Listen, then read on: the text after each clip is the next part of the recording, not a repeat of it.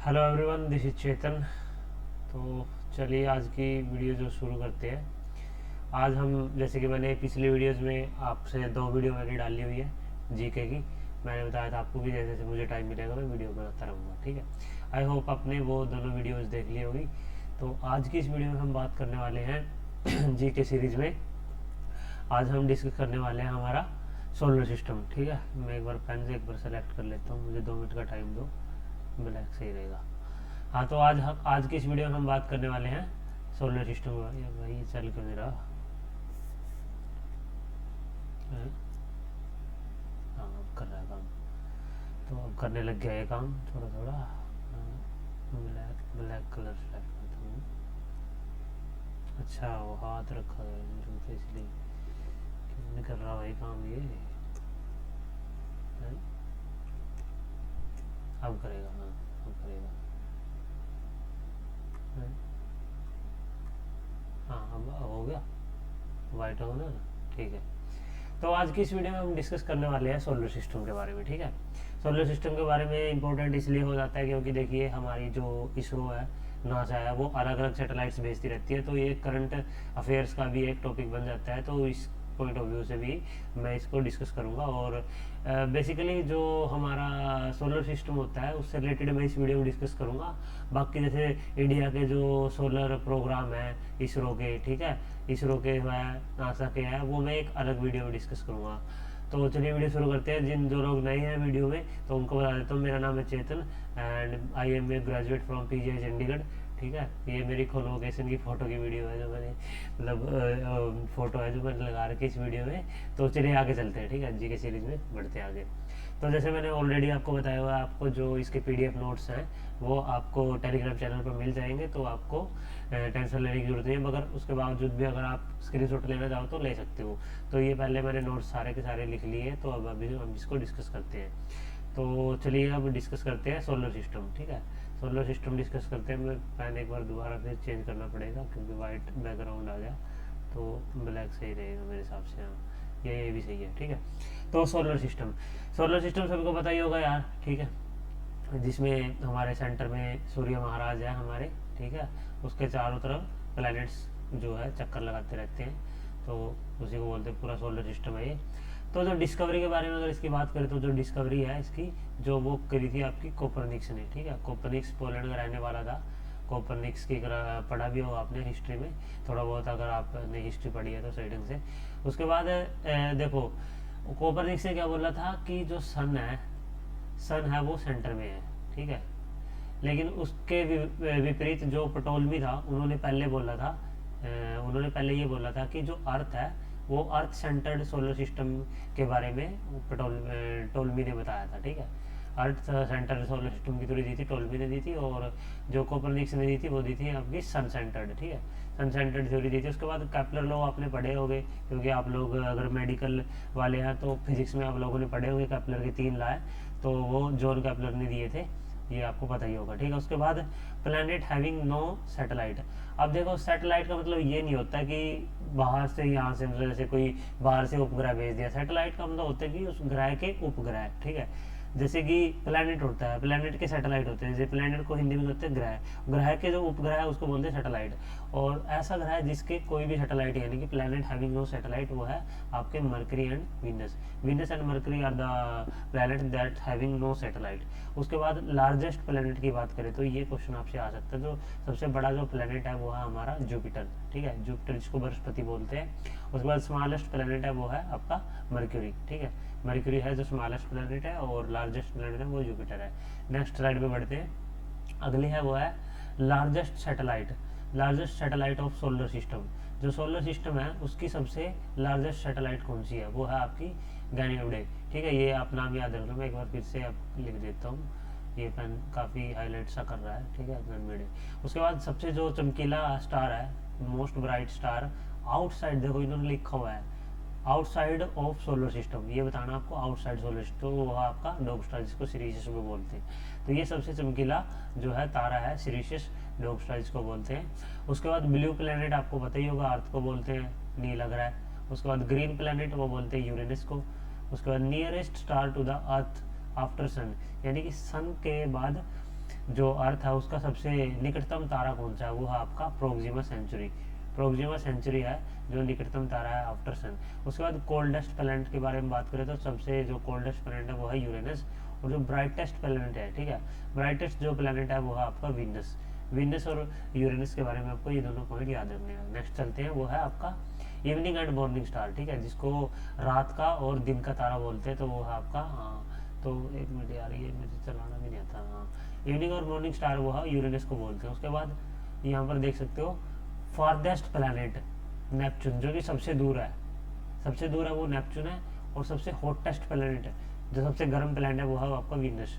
Guys ये one liner point है ना, यहीं से क्वेश्चन बनते हैं। क्वेश्चन आ जाता है what is the hottest planet in the solar system, तो आपको वीनस लगाना है। फारदेस्ट प्लैनेट नेपच्यून है। लार्जेस्ट नंबर ऑफ सैटेलाइट कौन सी प्लैनेट के, भाई कौन से ग्रह के सबसे ज़्यादा उपग्रह है, वो है आपके सैटर्न, यानी कि आपके शनि, शनि के सबसे ज़्यादा उपग्रह है, ठीक है। उसके बाद प्लैनेट नियरेस्ट टू अर्थ, अब अर्थ की जो सबसे निकटतम जो प्लैनेट है वो आपका वीनस। उसके बाद प्लैनेट नियरेस्ट टू सन, सन के निकटतम जो प्लैनेट है वो आपका मर्क्यूरी। उसके बाद लाल ग्रह आपको पता ही होगा मार्स, मार्स का ये तो पता ही होगा, जो मार्स ऑर्बिटल मिशन जो इंडिया ने लॉन्च किया था। उसके बाद टेम्परेचर, टेम्परेचर जो सन के सरफेस का वो आपका 6000, देख सकते हो 6000 डिग्री सेल्सियस। अरे भाई इतना ज़्यादा टेम्परेचर, तो 6000 डिग्री सेल्सियस ये आपका सन का सरफेस का टेम्परेचर है, ठीक है। उसके बाद बात करें तो टाइम टू रीच, ये क्वेश्चन ये भी आ सकता है, ये क्वेश्चन तो ये इंपॉर्टेंट मार्क कर लो, इसको मैं स्टार कर देता हूँ। Time to reach sunlight to earth surface, यानी कि अर्थ जो धरती की सतह पर जो सूर्य की किरणें हैं उनमें कितना समय लगता है आने में, तो वो है आपकी 8 मिनट लगती है और 20 सेकंड लगती है। ये स्टैंडर्ड डेटा है, ये आपको याद रखना है, ये इतना यही इसका आंसर होगा, ठीक है, इंपॉर्टेंट है।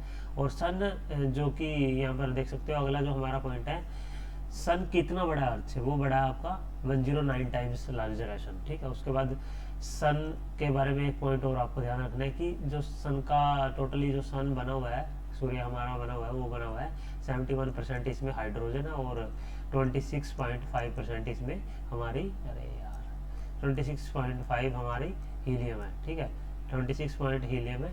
तो एंड ये देख यार, ये मुझे लगता है यार ये रेजर का काम कर रहा है ना।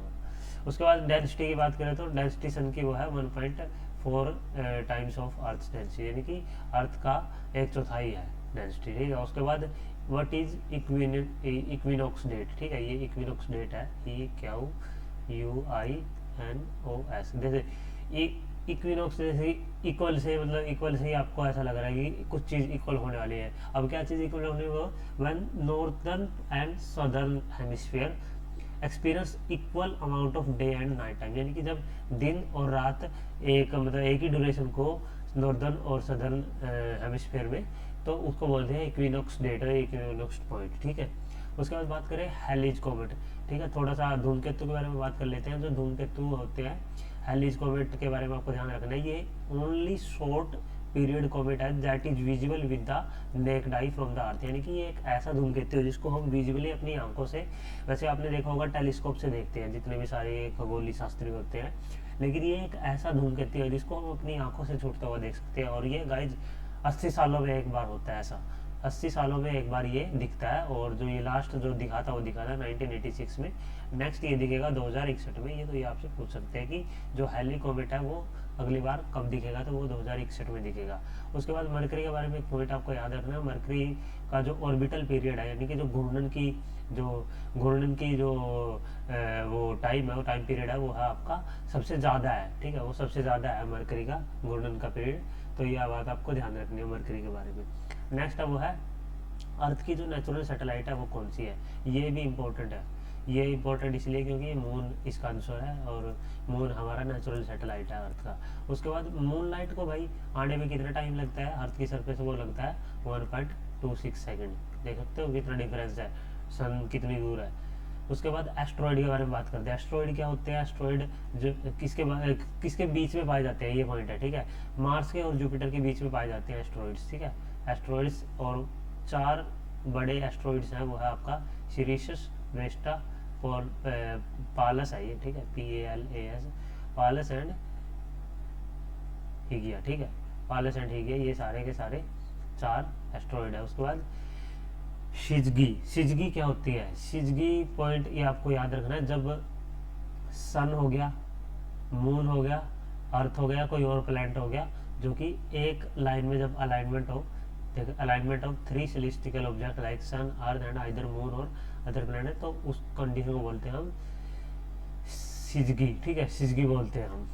नेक्स्ट है वो है आपका प्लैनेट विद रिंग, यानी कि किसके चारों तरफ छल्ले हैं। आपने देखा होगा छल्लों वाला ग्रह किसको बोलते हैं हम? वो बोलते हैं हम सैटर्न यानी कि शनि को। उसके बाद टोटल गैलेक्सी पूछे हैं सोलर सिस्टम में, ये 100 बिलियंस। ठीक है, ये भी इंपॉर्टेंट है, और जो ऊपर वाला पॉइंट है ये भी इंपॉर्टेंट है, प्लैनेट विद रिंग्स। उसके बाद बात करें मार्स की। मार्स क्या है? Mars is home to Olympus Mons the solar system tallest volcano. ठीक है, ये भी पॉइंट आपको ध्यान रहना कि मार्स पे ही है वो। उसके बाद Venus spins in opposite direction to the most planet, यानी जितने भी प्लैनेट हैं उन सबके अपोजिट में ये मूव करता है वीनस। तो ये सारे पॉइंट्स थे गाइज सोलर सिस्टम से रिलेटेड। आई होप आपको वीडियो अच्छी लगी होगी। मैं पहले इसलिए लिख के ले आता हूँ नोट्स, ताकि नोट्स लिखने में टाइम ख़राब ना हो और टाइम वीडियो ज़्यादा लंबी ना हो, ताकि आप लोगों का भी टाइम ख़राब ना हो। ठीक है, गाइज पढ़ते रहिए। अगर फिर भी आपको कोई डाउट है किसी भी चीज़ से, अगर किसी सब्जेक्ट की आपको वीडियो चाहिए, किसी टॉपिक की आपको वीडियो चाहिए, तो आप कमेंट बॉक्स में मुझे कमेंट कर सकते हो, या मुझे इंस्टाग्राम पर मैसेज कर सकते हो। मैं एक बार बता देता हूँ आपको। हाँ, ये तो आ गया, मैं यही लिख देता हूँ अपनी इंस्टाग्राम की आईडी। वैसे तो मैंने लिंक दे रखा है, तो इंस्टा पर आप मुझे फॉलो कर सकते हो, चेतन _कांडे _। ठीक है, तो ये हमारी इंस्टा की आईडी है। उसके बाद अगर आपको वीडियो अच्छी लगी हो तो इसको लाइक कर दीजिए, अगर आपको अच्छी लगी हो तो रियली में। ठीक है, चैनल पर नए हो तो भाई सब्सक्राइब भी कर लीजिए। ठीक है, सब्सक्राइब कर लीजिए चैनल को, और लाइक आपने कर ही दिया होगा। अगर आपको कोई क्वेरी है तो प्लीज़ कमेंट बॉक्स आपके लिए 24/7 ओपन है।